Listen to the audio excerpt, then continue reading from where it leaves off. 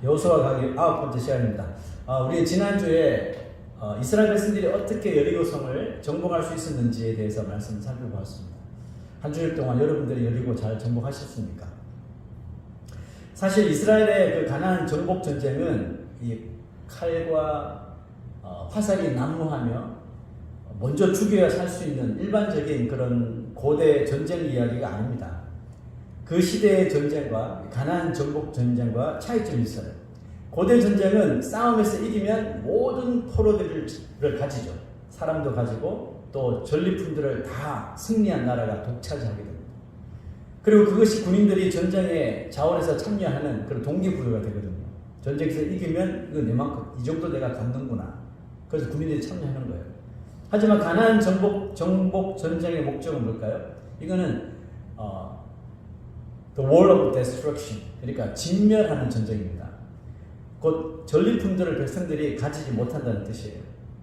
자, 여리고성이 무너지자 하나님이 여호수아에게 이런 명령을 하셨어요. 자, 6장을 한번 가봅시다. 6장 20절 시작.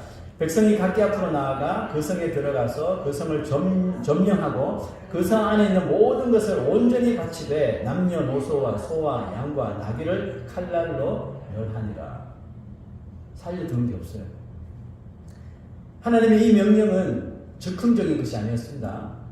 광야 시대부터 모세를 통해 너희들 가나안에 들어가서 정복 전쟁하면 이렇게 해야 돼. 지속적으로 계속해서 말씀하셨던 거예요. 한 구절만 봅시다. 신명기 20장 16절 시작. 오직 내 하나님 여호와께서 내게 기업으로 주시는 이 민족들의 성읍에서는 호흡 있는 자를 하나도 살리지 말지니. 섬찟하죠. 여러분, 하나님이 왜 이렇게 끔찍하고 무서운 명령을 하시는 걸까요? 자, 우리 그 이유를 그 다음 구절에서 볼 수 있습니다. 시작. 이는 그들이 그 신들에게 행하는 모든 가증한 일을 너희에게 가르쳐 본받게 하여 너희가 너희의 하나님 여호와께 범죄하게 할까 함이니라. 이유가 이거였어요. 하나님이 가나안 족속을, 가나안에 7족속이 있습니다. 이 가나안 족속을 진멸하도록 명령하신 그 이유가 뭘까요? 그건 원래 이스라엘 땅이니까 애들 다 쫓아내. 그럼 너희들 살아. 이거 아닙니다. 가나안 땅이 썩었기 때문에 그래요. 소돔과 고모라 시대처럼 죄가 관영하여 심판받을 자들이었기 때문에 그래요. 죄가 관영한 곳에 하나님 더 이상 자비를 베푸지 않습니다. 그래서 소돔과 고모라 완전 불바다가 됐죠. 노아 시대와 같이 가나안 족속들의 마음이 이미 죄로 가득 차 있어서 하나님께 돌이킬 수 있는 상태가 아닌 거예요. 이미 그 상태를 벗어나 버린 거죠. 가나안 정복 전쟁을 통해서 살펴볼 수 있는 하나님의 세 가지 성품이 있더라고요. 첫째는 이겁니다. 하나님은 공의로우신 하나님이십니다. God is just. 사랑해야 할 때와 하나님은 사랑해 주어야 할 때와 벌을 내릴 때를 정확하게 아시고 그것을 철저하게 구분하시는 하나님이십니다. 이게 공의죠. 그런데 사랑해 줄 사람을 사랑 못하고 벌 주어야 할 사람을 가슴이 아파도 벌 못 주고 이거는 공의가 아닌 거예요. 그죠? 만약 하나님이 우리 인간처럼 사랑해야 할 때와 벌을 주어야 할 때를 구분하지 못하고 그냥 인간적인 감정에 이리저리 막 휘둘린다면 여러분 이 세상은 어떻게 됐을까요? 난리 법석 무법천지가 됐겠죠. 상상하기도 쉽죠. 지금 이 세상이 이토록 무서운 죄의 소용돌이에 빠져 헤매게 된 데에는 어떻게 보면 사랑과 이 징계를 구분하지 못한, 어쩌면 가정에서부터 시작할 수 있겠죠. 무분별한 사랑의 대가, 교회에서부터 시작할 수 있어요. 치료해야 되는데 치료 못하고 그냥 괜찮겠지. 교회 떠나면 안 되니까 용서해 주자. 불법을 저지르고, 직분자들 불법을 저지르고, 목회자가 불법을 저지르고 그냥 눈 감아 주는 거예요. 그냥 목사 구하기도 힘든데, 요즘 성도들 구하기도 힘든데, 저 사람 나가면 우리 교회 휘청하는데 그냥 눈 감아 주자. 여러분 결국 이런 무분별한 사랑의 대가를 지금 이 시대가 받고 있는 거예요. 그래서 여러분 성경은 사랑하는 자녀일수록 어떻게 하라고 했어요? 좀 무서운데 채찍으로 때리라는 말이죠. 잠언에 보는 거죠.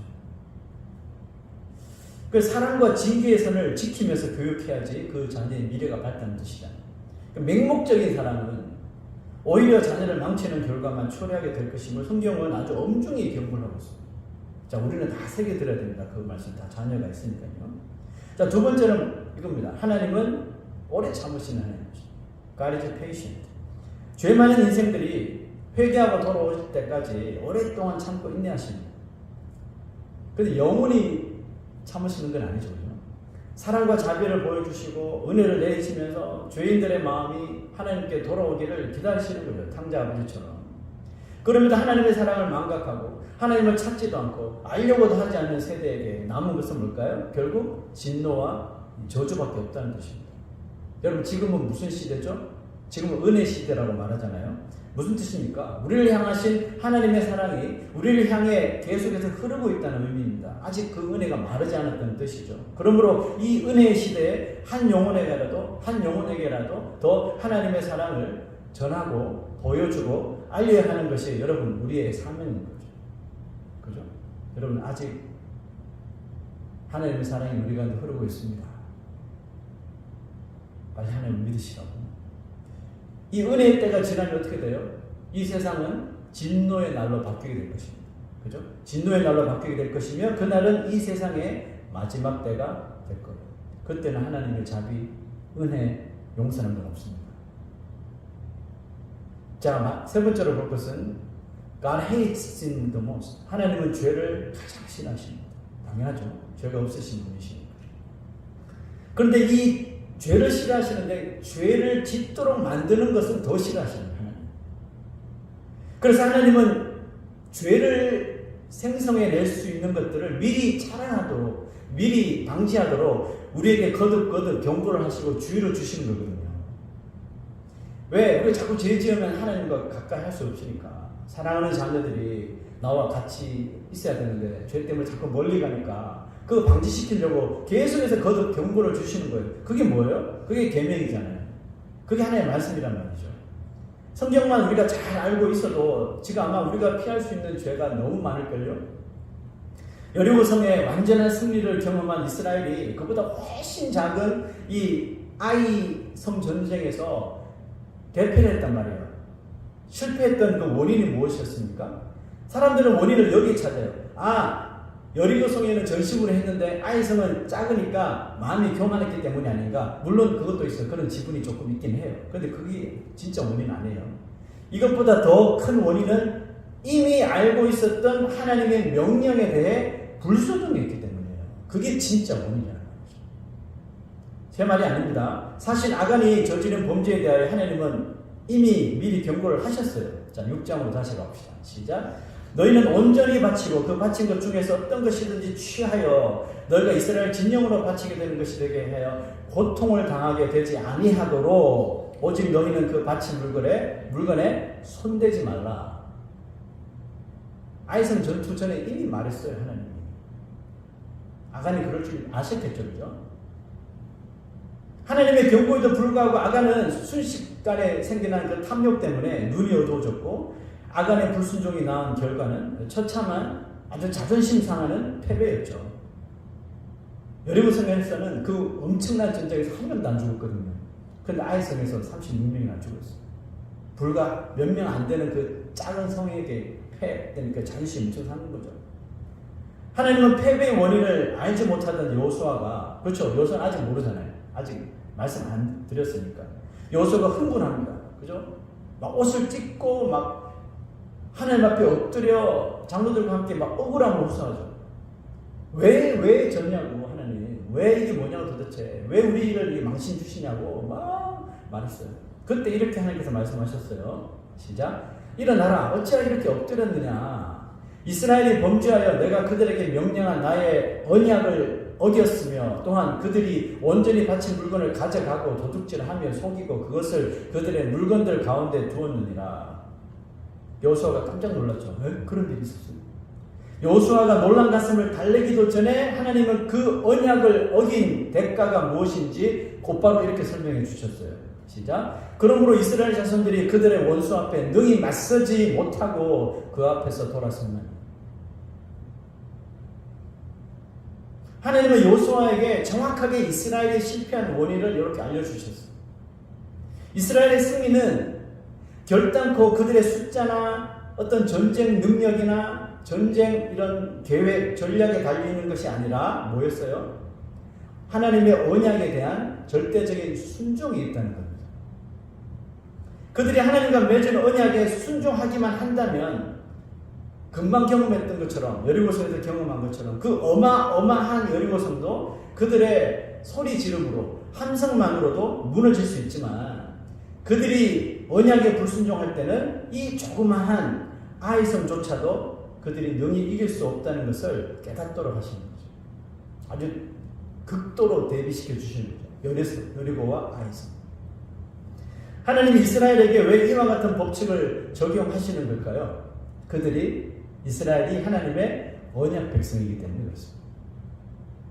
우리는 구약이 이스라엘처럼 신약의 언약 세대 맞습니까? 우리도 다 언약 세대죠. 구약의 백성들은 동물의 피로 맺은 언약 세대라면 우리는 그리스도의 피로 맺어진 믿음의 세대이죠. 그러므로 우리에게도 하나님은 그 법을 지금도 똑같이 적용하신다는 것을 우리가 결단코 잊어서는 안 되는 거죠. 때때로 우리는 마치 아이성을 정탐한 사람들처럼 착각할 때가 있습니다. 그들이 착각한 게 뭐죠? 정탐꾼이 했던 말 한번 들어봅시다. 자, 3절 시작. 백성을 다 올라가게 하지 말고 2,3천 명만 올라가서 아이를 치게 하소서. 왜요? 그들은 소수이니 모든 백성을 그리로 보내 수고롭게 하지 마소서. 이미 벌써 이 말투에 교만의 단어가 벌써 들어가 있죠. 그들이 착각한 것이 있어요. 전쟁의 승패가 숫자에 있다고 생각하고 있는 거예요. 뒷장에 보면 이제 8장에 가면 아이성 전체 사는 사람들의 숫자가 12,000명 정도로 나옵니다. 자, 그 가운데 전쟁할 수 있는 숫자는 몇일까요? 12,000명 중에 어린아이도 있고, 여자도 있고, 노인도 있고, 다 빼면 4분의 1 정도 되겠죠? 자, 그 당시 이스라엘은 200만 명. 무기를 잡을 수 있는 사람들은 몇십만 명 되겠죠. 그러니까 그들이 보기에도 이 아이성은 너무너무 작게 보인 거예요. 겨우 요 정도 가지고 우리랑 싸우겠다고?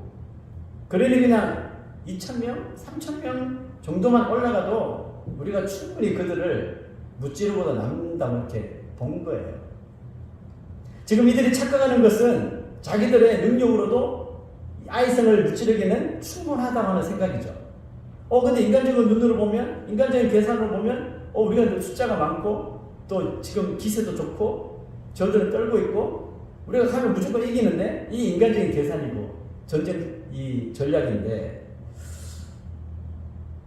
지금 이들이 상당히 착각하고 있는 것은 하나님의 도움 없어도 이번에는 괜찮을 것 같다. 이게 착각인 거죠. 그러나 그들이 망각한 것이 있어요. 요단강을 그들의 능력으로 건넜습니까? 여리고성을 그들의 힘으로 무너뜨렸나요? 이거 다 홀라당 잊어버리고 있습니다. 그런데 이와 같은 착각 속에 살아가는 사람이 참 미안하게도 우리 땐 아닙니까? 일이 잘 되면 우리 다 공을 자기에게 돌리죠. 자기 탓. 내가 잘해서. 자기 탓으로 돌리다가도 일이 막 갑자기 꼬이고 안 되고 막 실패하고 그러면 하나님 나랑 함께 계신 거 맞아요? 하나님 탓으로 아니면 다른 사람 탓으로 돌리는 모습이 솔직히 여러분 우리의 모습이 아닌가요? 정탐꾼들의 보고를 받았던 지도자 여호수아도 마찬가지예요. 정탐꾼의 이런 요청을 여호수아가 억셉을 했단 말이에요. 그래서 3,000명만 보는 거 아니에요. 그러니까 여호수아도 그 보고를 듣고 그렇게 하는 게 맞을 것 같아. 아마 그들과 똑같은 생각을 했던 탓이죠. 여호수아는 여리고성에서 그 엄청난 승리를 거둔 사실을 망각하고 아이성의 실패를 슬며시 하나님 탓으로 딱 돌려버려요. 자, 그의 말을 들어보세요. 시작. 슬프도소이다. 슬퍼요. 주 여호와여 어찌하여 이 백성을 인도하여 요단을 건너게 하시고 하나님께서 요단강 건너게 하시면 잘못했다는 거잖아요. 이럴 거면 왜 우리를 요단을 건너게 하시고 우리를 이 아모리 사람의 손에 넘겨 멸망시키려 하셨나이까? 하나님 지금 멸망시키려고 한 겁니까? 그 지금 모든 이 실패를 하나님께로 돌려버리는 참 기막히죠.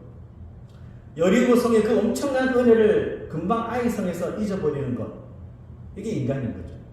이게 죄인된 우리 인생이라는 겁니다. 정말 우리는 망각의 동물인 것 같아요. 그렇게 하나님의 은혜로다 찬양 부르면서 일이 조금만 꼬이고 원치 않는 일이 발생하면 슬프도소이다. 왜 나에게 이런 고통을 주시는 거죠? 하나님, 말 좀 해보세요.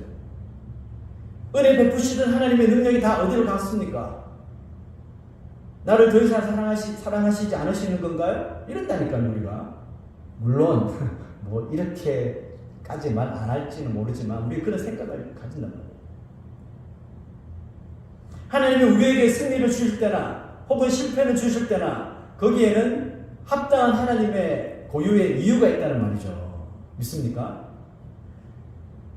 그리고 우리가 실패를 경험하게 될 때 그 이유를 우리가 정말 잘 찾을 수 있어야 하는데, 만약 하나님께서 우리의 실패를 통해서도 하나님께 영광을 돌리라고 하시면 우리는 그 실패 가운데서도 좌절된 상황에서도 하나님께 영광을 돌려야 합니다. 왜냐하면 우리의 실패를 통해서도 영광을 받으시는 하나님께서 그 실패의 강을 건너 더 나은 길로 분명히 우리를 하여금 나아가게 하시기 때문이거든요.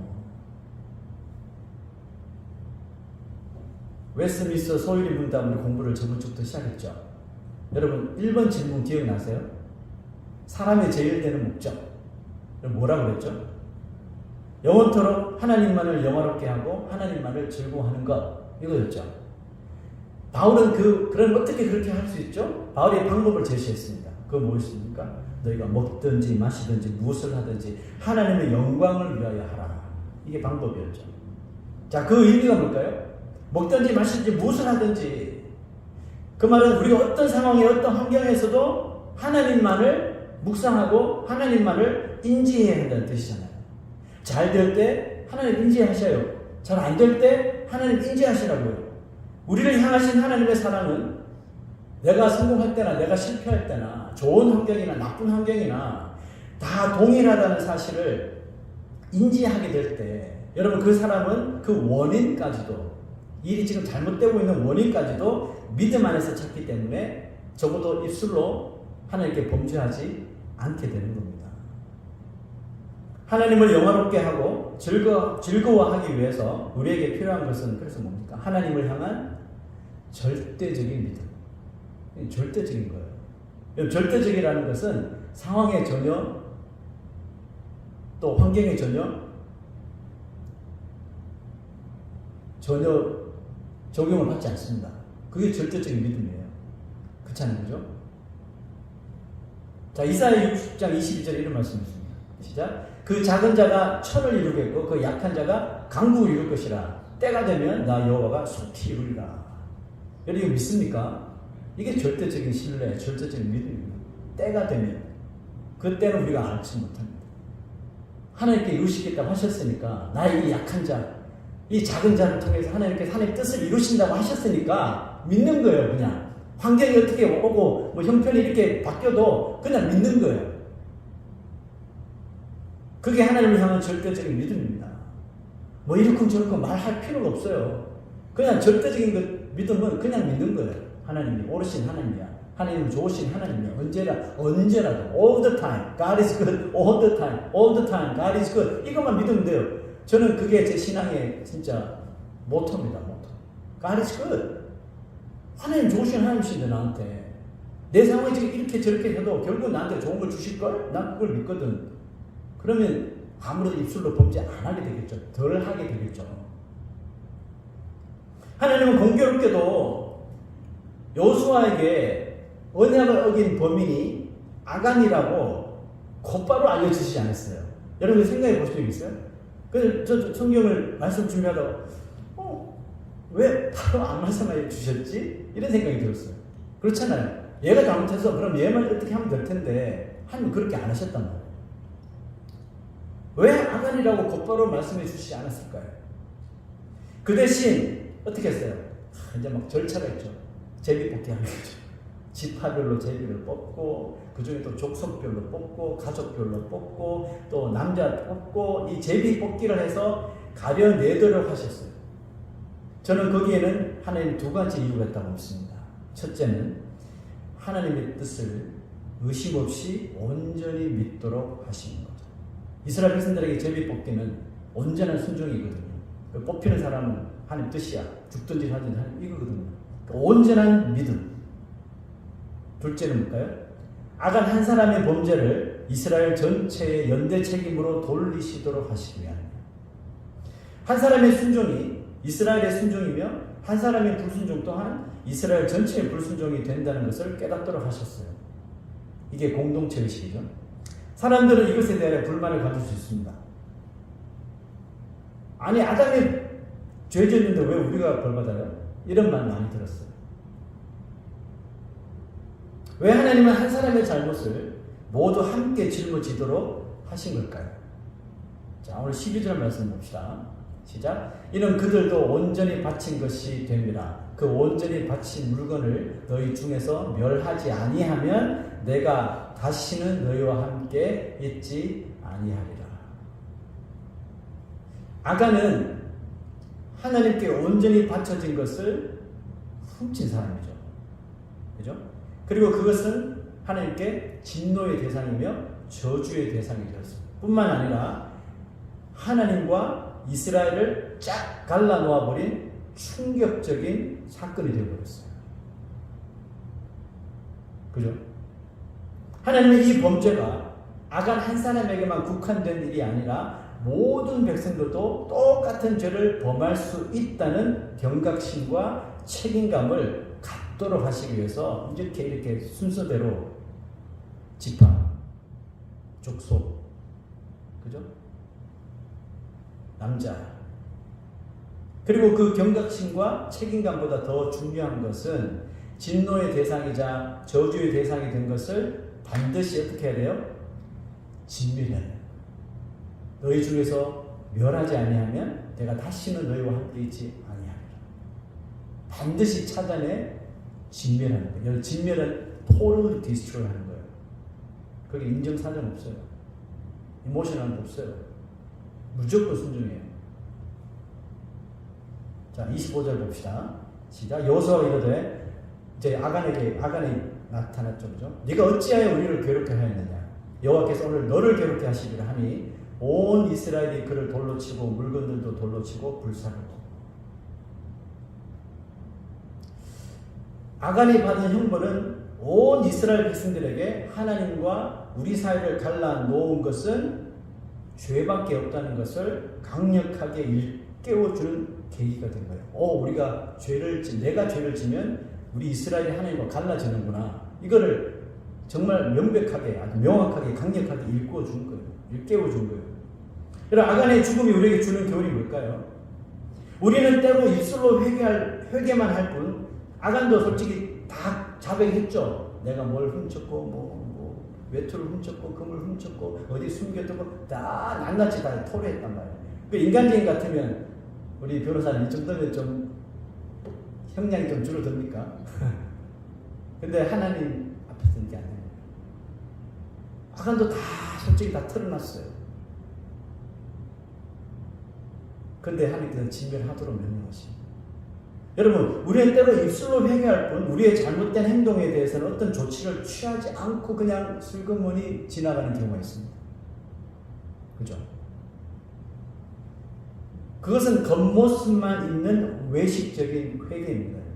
회개에도 외식적인 회개가 있어요. 히포크리트한 리펜턴스가 있습니다. 말만 잠깐 눈물만 실컷 흘려놓고 행동을 하나도 안 받고 외식적인 회개인 거죠. 우리가 말로만 회개하고 죄를 짓도록 만든 근본 원인이 되는 어떤 것을 진멸하지 못할 때 미안하지만 하나님과 우리와의 관계는 결단코 재결합할 수 없어요. 화목할 수 없습니다. 왜? 그 사이에 죄가 끼어 있는데 어떻게 하나님께 우리가 갈 수가 있습니까? 예수님이 십자가에서 죽으신 것은 하나님과 범죄한 우리의 화목을 위한 희생이었죠. 희생 제물로 돌아가신 거잖아요. 아무 죄도 없으신 주님께서 정말 더러운 우리의 죄를 씻으시기 위해 십자가에 손수 올라가신 거죠.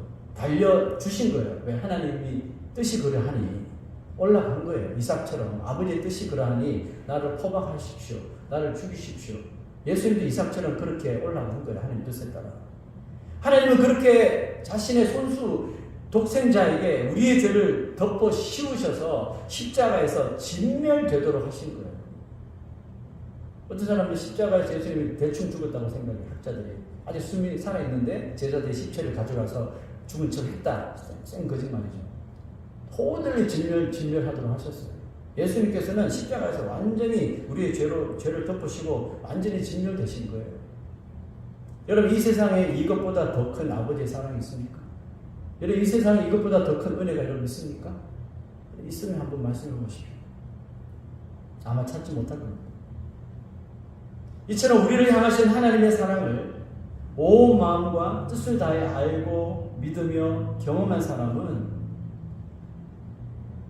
죄를 더 멀리 할 수밖에 없는 것입니다.